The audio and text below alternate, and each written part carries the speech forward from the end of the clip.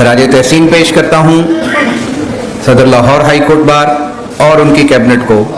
कि जिन्होंने मौजूदा हालात के अंदर हालात की नज़ाकत को समझते हुए, वक्त की ज़रूरत को समझते हुए तमाम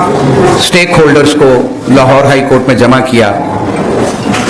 उसके अंदर तमाम दोस्तों ने अपनी आरा पेश की और उन आरा की बुनियाद पे आज का ये हाउस मुनक़िद किया जा रहा है, और जिसके अंदर 26वीं आईनी तरमीम और 27वीं आईनी तरमीम को ख़त्म करवाने के लिए, आज़ाद अदलिया के लिए, पाकिस्तान के 25 करोड़ अवाम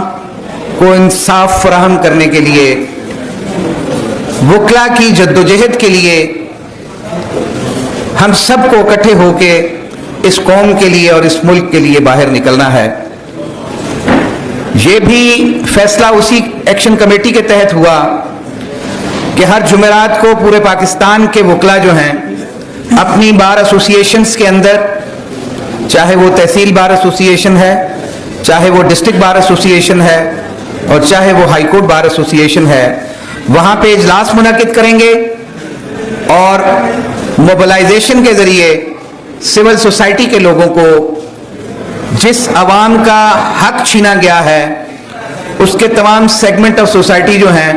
उनको साथ मिला के हम लोग सड़कों पे होंगे, क्योंकि इस 27वीं आईनी तरमीम के अंदर अदालतों का रास्ता बंद कर दिया गया है। ये कहा गया है कि अदालतें इन तरामीम के ऊपर ना कोई पिटीशंस वसूल करेंगी, ना कोई फैसला देंगी, क्योंकि ये पार्लिमान ने, जाली पार्लिमान ने ये तरामीम पास कर दी हैं, इसलिए इसे क्वेश्चन नहीं किया जा सकता। शायद पार्लिमान में बैठे जाहिल इस बात को समझते नहीं हैं कि जब तक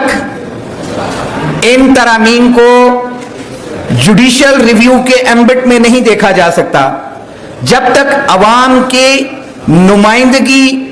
और अवाम की उन ख्वाहिशात को सामने रखते हुए जुडिशियल टच स्टोन के ऊपर इनको नहीं देखा जाता, तब तक ये तरामीम कागज का टुकड़ा ही हैं और एक उस किताब में शामिल किया है जिससे फेडरेशन कायम है। मुझे हैरानगी हुई कि पीपल्स पार्टी ने इन तरामीम का साथ दिया जो कि 1973 के आइन की वारिस कहलवाती थी। 1973 के आइन को बनाने का